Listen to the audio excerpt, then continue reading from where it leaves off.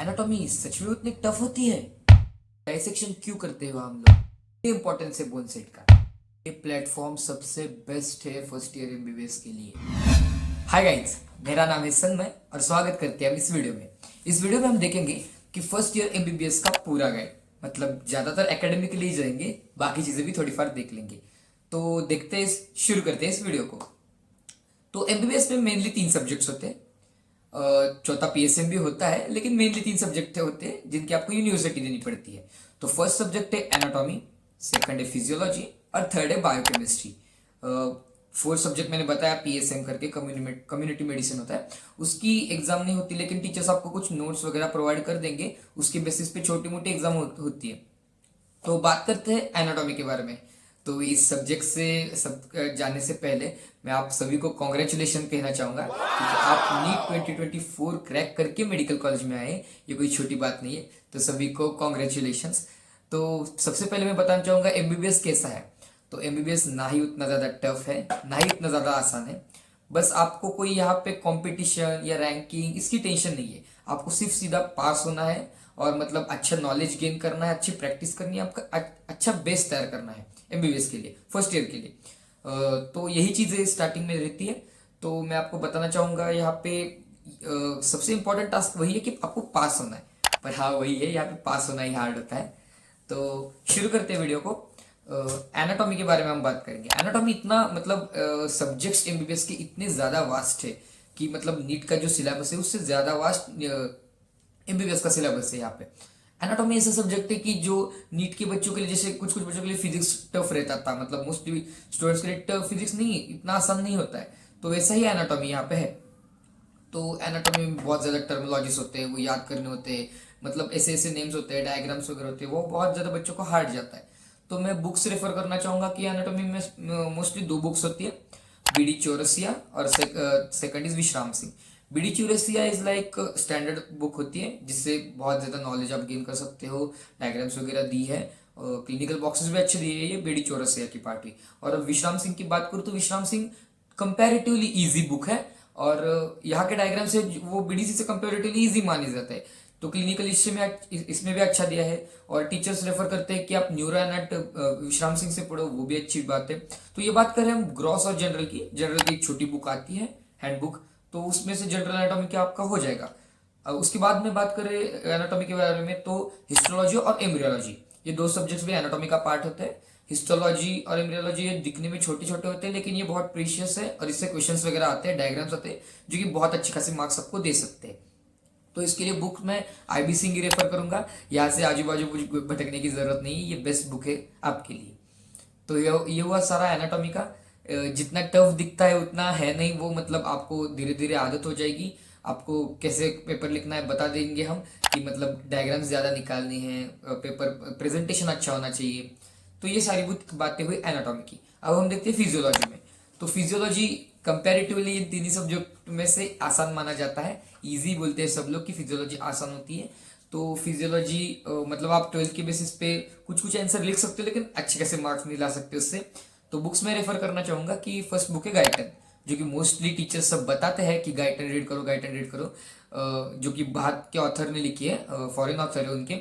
Guyton से problem ही सिर्फ है कि गाइटन बहुत ज़्यादा बड़ी है, मतलब बड़ी किताब है वो, और लैंग्वेज ईजी है, डायग्राम्स वगैरह सब अच्छे इसमें, लेकिन बड़ी है इसलिए वो पूरी रीड करके नहीं होती गाइटन। यही एक मुझे इसका फॉल्ट लगा। लेकिन जो डायग्राम है वगैरह, चार्ट्स वगैरह, वो मैंने गाइटन से किए हुए थे अच्छे खासे।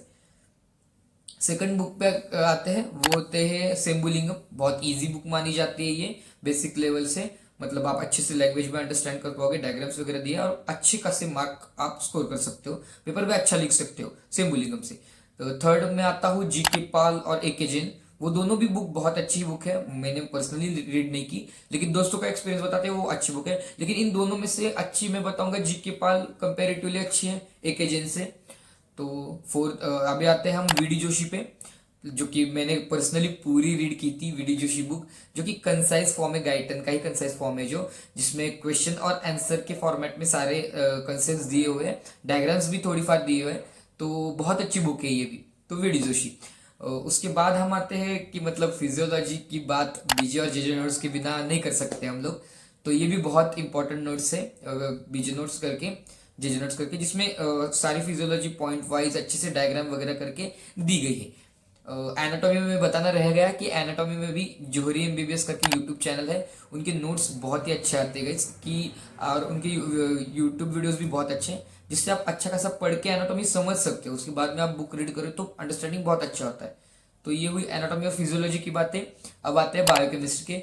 बायोकेमिस्ट्री इज लाइक कि मतलब एनाटॉमी के बाद कौन सा टफ सब्जेक्ट बच्चों को लगता है, तो वो है बायोकेमिस्ट्री, क्योंकि वहाँ भी टर्मिनोलॉजिस्ट रहते हैं, कोई कोई चार्ट्स रहते हैं, फ्लो चार्ट्स वगैरह, वो याद करने में थोड़ा तकलीफ होती है बच्चों को, थोड़ा प्रॉब्लम होता है। तो ये है बायोकेमिस्ट्री। तो बायोकेमिस्ट्री में बुक मैं बताऊंगा कि फर्स्ट बुक होती है वासुदेवन।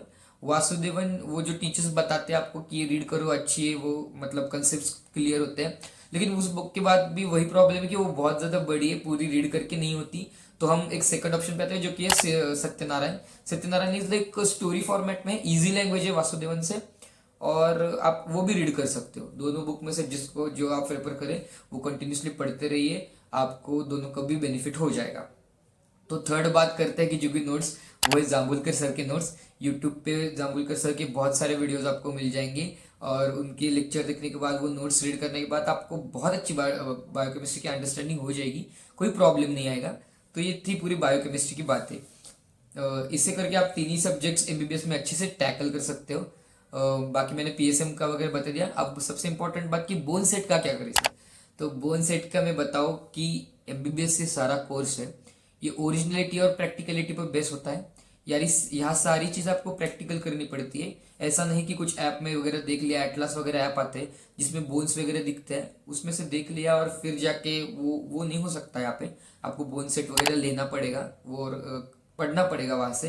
मैं एक बात और बताना चाहता हूँ कि डायसेक्शन क्यों होता है, इसी चीज़ के लिए होता है कि आपको ज़्यादा से ज़्यादा वो ऑर्गन्स का फील आए, वो ओरिजिनलिटी वो सब रहे, इसलिए डायसेक्शन वगैरह चीज़ें होती रहती है। तो यही बताना चाहता था। अब सबसे लास्ट और इम्पोर्टेंट वाली बात की जो मैं बताना चाहता हूँ कि प्लेटफॉर्म्स, बहुत बच्चे पूछते हैं कि कौन सा प्लेटफॉर्म यूज करे, क्या यूज करे। तो मैंने जो किया था, मैंने तो यूट्यूब से पढ़ा था, और पीडब्ल्यू का मेडेड करके है, वो दोनों भी चीज़ें बेस्ट है। मैंने दोनों भी पढ़ा था, मतलब पीडब्ल्यू का पूरा नहीं होता, लेकिन जितना पढ़ा था बहुत ही अच्छा है। बाकी प्रेप लैडर और मैरो है, वो मतलब मैंने तो नहीं पर्सनली पढ़े, लेकिन फर्स्ट ईयर में नहीं कोई इतना ज़्यादा ये लेते, आगे आप थर्ड ईयर फोर्थ ईयर में वो यूज कर सकते हो। तो इतनी थी। अभी ये पूरी हुई एकेडमिक की बातें। अब हम आते हैं कि विदाउट एकेडमिक आप क्या क्या कर सकते हो। तो MBBS is all about exploring guides. आपको जितना फर्स्ट ईयर में एक्सप्लोर कर सकते हैं, ज़्यादा ज़्यादा इवेंट्स में पार्टिसिपेट कर सकते हैं, दोस्त वगैरह बना सकते हैं, वो आप बना लो। ज़्यादा से ज़्यादा खुद को एक्सप्लोर करो, क्योंकि अभी तो नीट था, तो नीट की पूरी जर्नी में आपने सिर्फ पढ़ाई की है। अभी टाइम है थोड़ा एक्सप्लोर करने के लिए, तो आप वो भी कर सकते हो। इतना ज़्यादा स्टडीज़ का प्रेशर वगैरह नहीं रहता। मैंने सिर्फ आपको बता दिया कि आपको सिर्फ पास होना है यहाँ पे, वही सबसे इम्पोर्टेंट बात है। तो ये ही बात है, और मैं आपको बताना चाहूँगा कि मेरा नया चैनल है, और मेरे को सब्सक्राइब करो इस चैनल को, और इंस्टाग्राम पे मेरे को फॉलो भी कर लो गाइस, जो कि मेड संगमय करके है। और शेयर करो सबसे ज़्यादा लोगों से, और फर्स्ट ईयर के जितने स्टूडेंट्स हैं उनको शेयर करो। वो वीडियो देख के उनको हेल्प हो गई तो मेरे को कमेंट डालो नीचे। और थैंक यू गाइस।